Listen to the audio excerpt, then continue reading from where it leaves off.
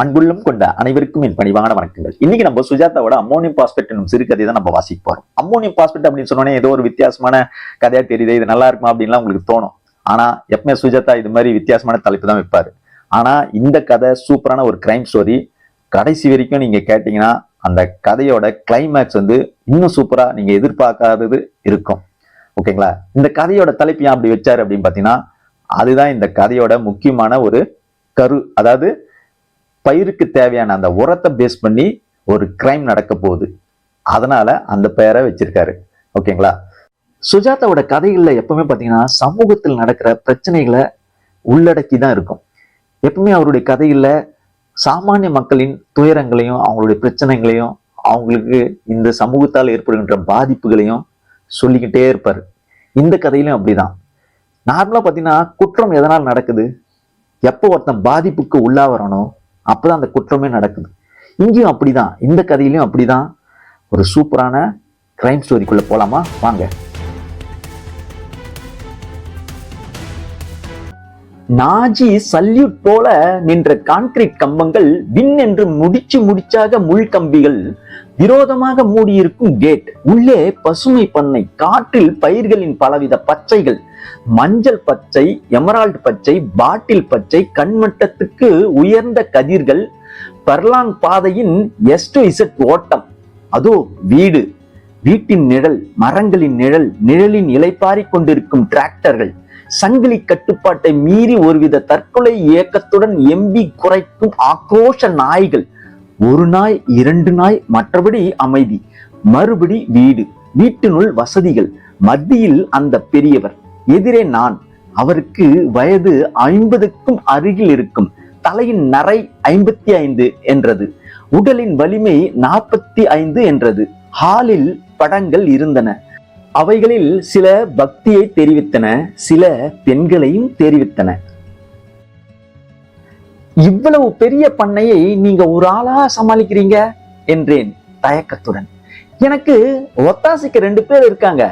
வெளியுலகத்துக்கும் எனக்கும் அவங்க தான் தொடர்பு. தபால் சேகரிப்பாங்க, விதை வாங்குவாங்க, உரம் வாங்குவாங்க, மற்றபடி நான் தான் எல்லாம்.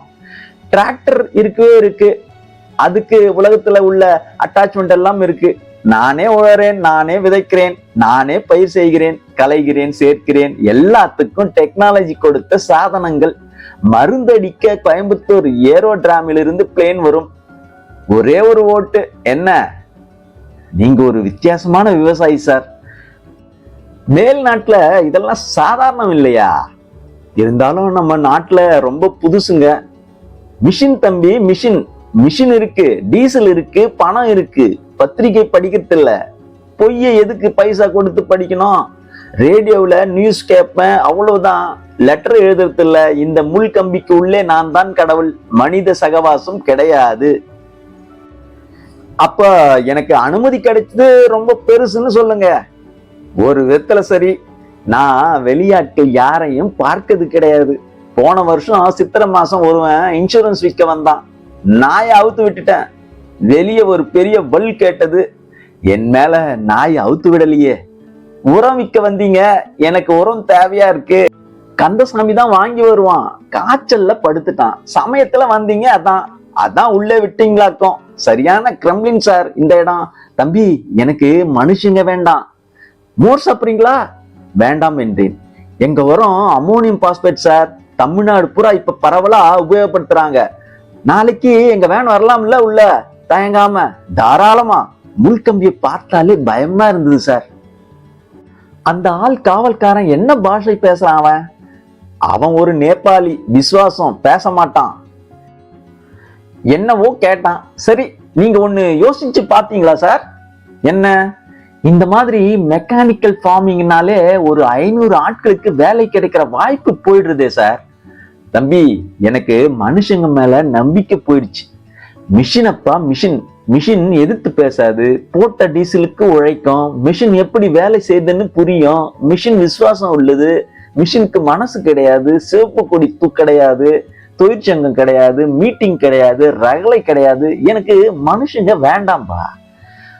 அவங்களுக்கு நீங்க வேணுமே. அதுவும் நம்ம தேசத்துல அந்த மாதிரி மிஷின் ஆதிக்கம் சரிப்பட்டு வருமா? இந்த மாதிரி நீங்க சிங்கிளா நடக்கிறதுனால எவ்வளவு வேலை வாய்ப்புகள் வீணா போயிடுது. தம்பி, 1000 பேருக்கு வேலை கொடுத்து ராஜா மாதிரி பண்ண நடத்திக்கிட்டு இருந்தேன். இங்க இல்ல, தஞ்சாவூர் பக்கம். எப்போ? சில வருஷங்களுக்கு முன்னாடி. அதை விட்டுட்டீங்களா? வித்துட்டேன் சார். நான் ஒண்ணு கேக்குறேன், கோயிச்சுக்க மாட்டீங்களே? கேளு. நீங்க இந்த இடத்துல தனியா வந்து வெளிக்காத்து படாம இருக்கிறதுக்கு வேற ஒரு காரணம் இருக்கலாம்னு படுறது. மேலே சொல்லு. ஏதோ ஒரு ஞாபகத்திலிருந்து விலகி நிற்க, மறக்க நீங்க இங்க வந்திருக்கலாம்னு எனக்கு படுறது.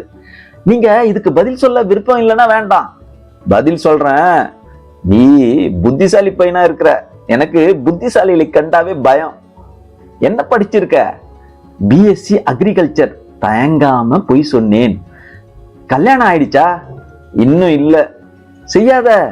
பெண்களை ஒதுக்கு. சினிமா போ, சீட்டாடு, சிதறு. பெண்கள் கிட்ட போவே போகாத. இது வரைக்கும் சந்தர்ப்பம் எதுவும் வரல எனக்கு. இனிமேலும் வேண்டாம். நான் சொல்றது ஒரு பட்டினத்தார் வெறுப்புனால இல்ல. பெண் எல்லாம் பிசாசு என்கிற ரீதியில நான் சொல்லல. பெண் வேண்டும் தான், செக்ஸும் வேண்டும். பெண் இல்லாம நீ நானும் இப்ப அம்மோனியம் பாஸ்பேட்டை விலை பேசிக்கிட்டு இருக்க முடியாது. ஆனா வைக்க வேண்டிய இடத்துல வைக்கணும். எனக்கு மட்டும் ஆசை இல்லையா என்ன? ஆசை இருந்தா அது என் நடைமுறை வாழ்க்கையில தொந்தரவு செஞ்சு குறிக்கிறாப்புல அவ்வளவு தீவிரமா இருந்தா கோயம்புத்தூர்ல இருந்து வர வைப்பேன். அவ்வளவுதான். மறுநாள் காலை மண்ணுக்கு திரும்பிடுவேன். என்ன பாக்குற? டேஞ்சரான ஆசாமி இவன் யோசிக்கிறியா? சிரித்தார். இல்லைங்க, இதுவும் ஒரு வித அபிப்பிராயம் தான். நான் அனுபவப்பட்டு சொல்றேன். நான் வச்சிருந்தது 500 ஏக்கரை பண்ணை. கரும்பு கதலி நெல்லுன்னு பசுமையில ஜொலிச்சிட்டு இருந்த பண்ணைய ஒரு ராத்திரில வித்து தொலைச்சது ஒரு பெண்ணால. நான் பேசவில்லை. அவர் தொடர காத்திருந்தேன். நான் சொன்னேனே, பண்ண எப்பேற்பட்ட பண்ண? 100 மைல் வட்டாரத்துக்கு பொறாமையாலேயே எரிச்சாங்க. தக தகன்னு செழிப்பா செல்வமா பண்ணையா அது. அதுல என் குமஸ்தா ஒருத்தன் இருந்தான். பேர் சண்முகம். பேரை மறக்கவே மாட்டேன். அவனுக்கு பெண் ஒருத்தி இருந்தா, சரஸ்வதி. பேரை மறக்க மாட்டேன். சண்முகம் பரம்பரையா எங்க குடும்பத்துக்கு உழைச்ச குடும்பத்துல வந்தவன். அவன் என்ன எதிர்த்துக்கிட்டான். எங்க முப்பாட்டனார் பைசாவாக சேர்த்த போது அவனுடைய முப்பாட்டன் கணக்கு பார்த்தான். சரஸ்வதி, ஆமா சரஸ்வதி, மறக்கவே மாட்டேன் அவளை. சரியான உயரம், ஏறக்குறைய என் உயரம். என்னைக்கோ ஒரு நாள் திடீர்னு அவளை வித்தியாசமா கவனிச்சேன். அவள் பிறந்தது என் பண்ணையில, வளர்ந்தது, பாவாடை கட்டினது, தாவணி மாறினது, பள்ளிக்கூடம் போனது எல்லாம் என் ஏரியாவில தான். கவனிச்சதே இல்லை. கவனிக்க ஆரம்பிச்சேன். அவ தான் என்கிட்ட வந்து கேட்டா. ஞாபகம் வருது. முதலாளி, எங்க அப்பா என் படிப்பை நிறுத்திவிட்டாங்க. 10ஆவதுக்கு அப்புறம் படிக்க வைக்கல. என்னை கட்டி கொடுக்க ஆசைப்படுறாங்க. ஆனா எனக்கு படிக்கத்தான் ஆசை. எங்க அப்பா கிட்ட நீங்க தான் சொல்லணும்னு ஒரு சாயங்காலம் நான் தனியா நடக்க போன போது நிறுத்தி கேட்டா. நான் அப்பதான் நிஜமா பார்த்தேன் அவளை.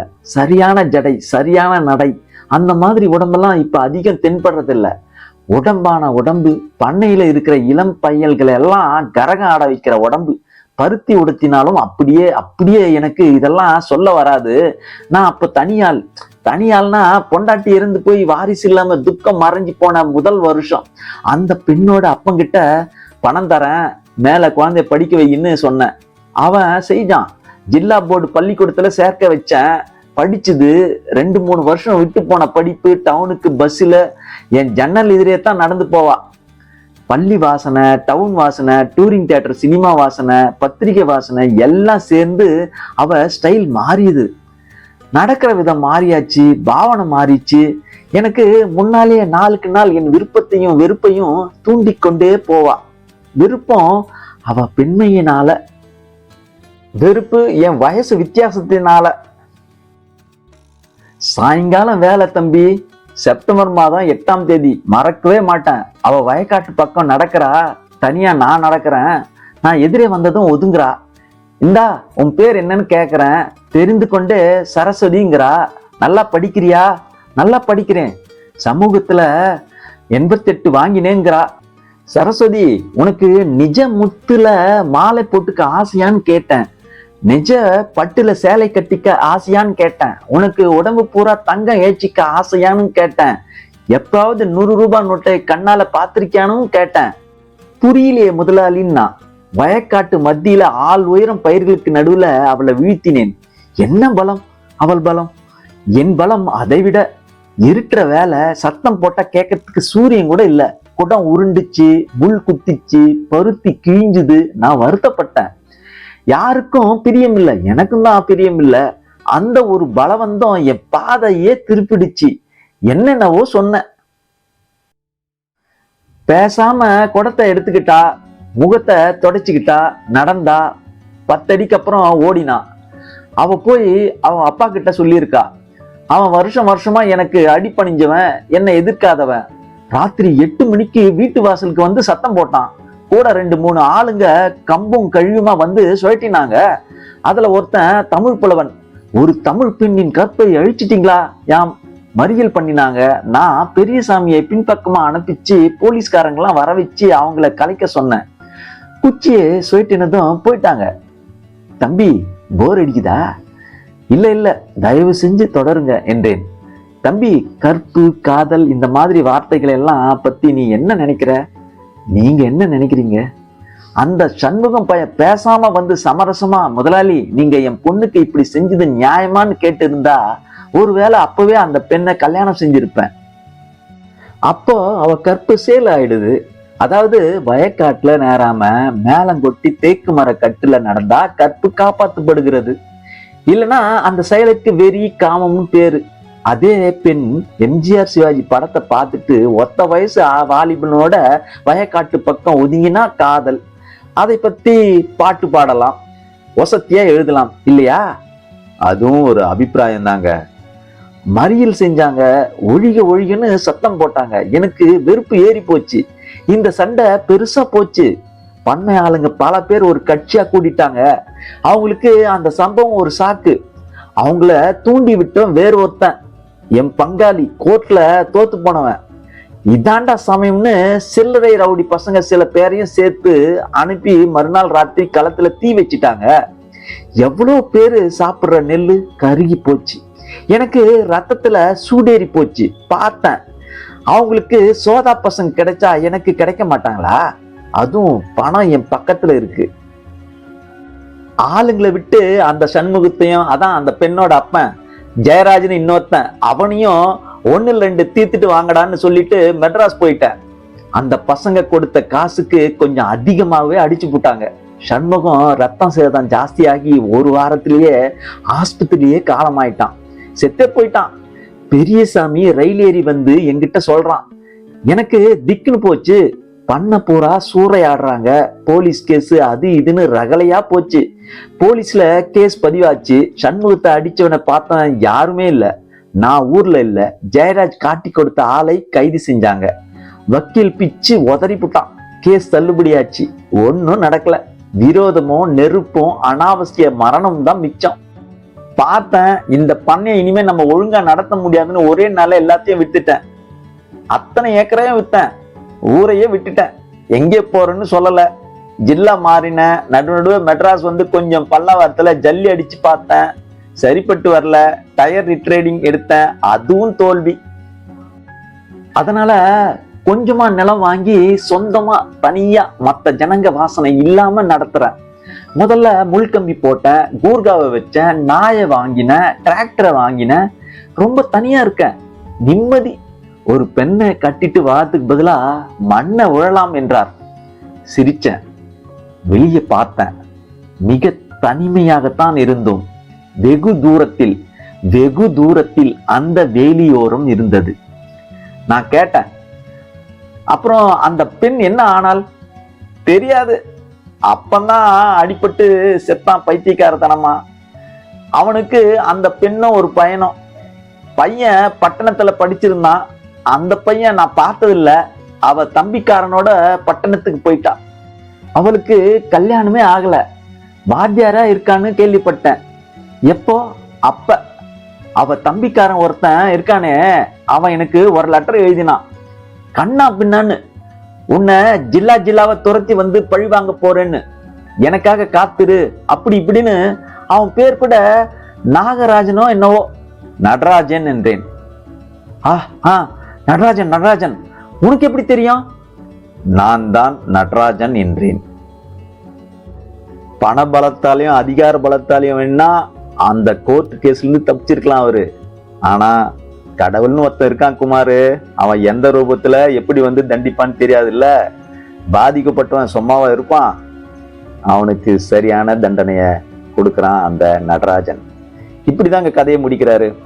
இந்த வீடியோ பதிவு உங்களுக்கு பிடிச்சிருந்ததுன்னா லைக் பண்ணுங்க, சப்ஸ்கிரைப் பண்ணுங்க, உங்க ஃப்ரெண்ட்ஸ் ஃபேமிலிக்கெல்லாம் ஷேர் பண்ணுங்க, கூடவே பெல் நோட்டிபிகேஷன் தட்டி விடுங்க. அப்பதான் அடுத்தடுத்து போடுற வீடியோ உங்களுக்கு வந்து சேரும். நன்றி, வணக்கம்.